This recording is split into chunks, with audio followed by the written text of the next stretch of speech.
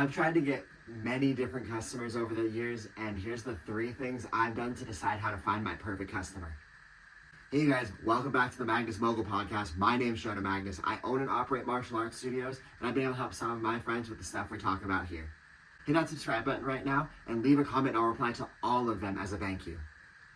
First, it comes down to defining what our customer avatar is going to be and exactly what that is.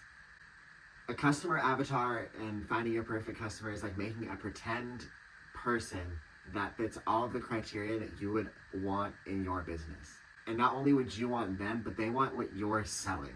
So the perfect ideal customer avatar that you're building is the person that wants what you're already offering, and you will have them in your business, and it'll create a very wonderful relationship.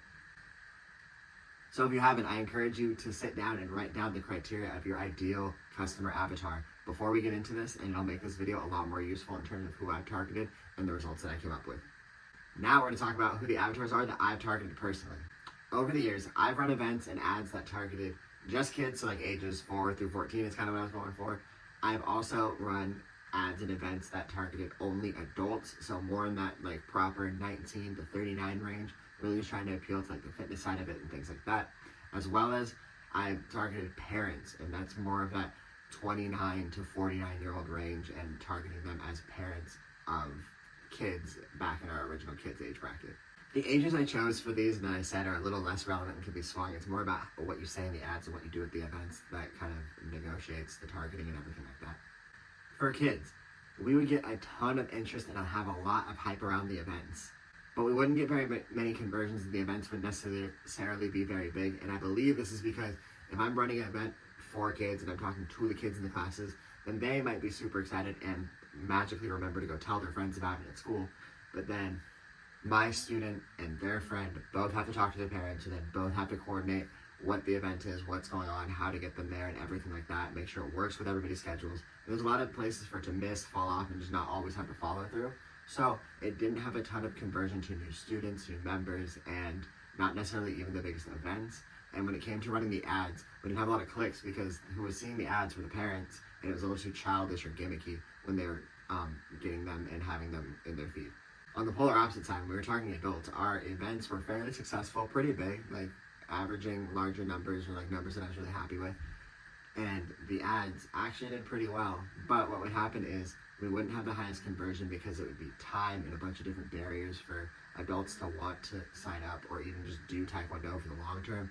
Maybe like the one-off class, or they're just interested in the fitness, not necessarily the martial arts journey. And the people who did sign up were either signing up just their kids, or they were signing up themselves and their kids. That led me to start to target parents. For parents, we had the most success by far, and I'm going to talk a lot more about it.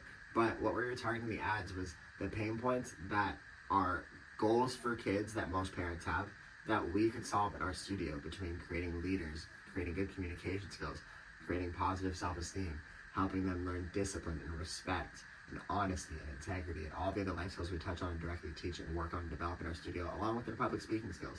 So we would target those ads at parents who want their kids to be like those things. And these events were huge. We usually would do them as a lot of parent involvement on the floor during the class, or even just like a mom and me style class. And now it's not only mom and child. We would do it for like dads and me, or just parents and me. So as a side note, make sure May and June, but anytime you run like a parent and me style class, or like a mom and me style class, Mother's Day, Father's Day, whatever sale you're doing, just make it all parents and guardians. Just push out the time balance of it. We saw a 3 times success rate when we made this switch back 2 years ago, and I really encourage you guys this next May and June in 2025, make it all parents for those 2 months and target it that way and respin it. You'll have a ton more success, and we really, really enjoyed it. But again, the ads and the events saw so much more success now that we were targeting just parents. And let's talk about what I concluded from all of this for our business. What all this like trial and error taught me was, for our program in our area, targeting parents was bar none the most successful thing we could be doing. We want to target families, create a family style environment, and it really tied in well to our classes. So now even what we do in classes is our regular drills and everything like that. We'll bring parents on the floor to hold targets. We try and get parents on the floor every single class, and not every other class depending on the week that we're on. And we want to just create an environment where the parents are not only involved in their behavior checks and checking in with them and getting the praise reports and all the calls that we talked about last week, but I also want to make sure that the parents are seeing and hearing the value, and the kids get to interact with their parents in a more unique way. Whether they're actively students or not, I want it to just be as much of a family environment as possible. And so now our events and our regular classes match that, just to create it into the culture of our studio. And in our culture, it worked for us, but if you have questions about how targeting just kids or just adults would work for you, maybe you have a massive kids program, then I'd kind of encourage you guys to target parents.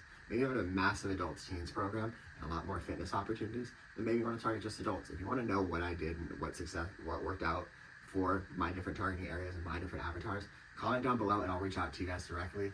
And that being said, make sure you guys like and subscribe if you enjoyed this video and you want to see more of it. Check out the rest of the videos in my playlist, and I'll see you guys next week. Peace.